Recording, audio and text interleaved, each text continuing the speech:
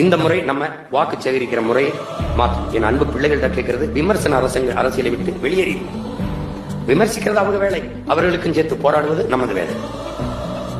ஆக்கப்பூர்வமான அரசியலுக்கு வாங்க. உங்கள் நேரம், உங்களுடைய தமிழ், உங்களுடைய எல்லாம் எழுத்து பேச்செல்லாம் ஆக்கப்பூர்வமாக இருக்கும். வெட்டி விமர்சனங்களை நேரத்தை வெட்டியாக செலவு பண்ணாது. தயவு செய்து செய்யாதீங்க.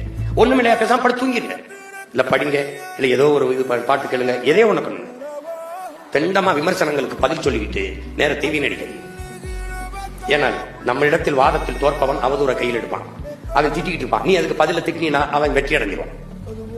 புறந்தள்ளிடு, தூக்கி வீசிட்டு போயிட்டு நீ ஆக்கப்பூர்வமா வேலை. அதனால இவர் ஒழிக அவர் ஒழிக கிடையாது.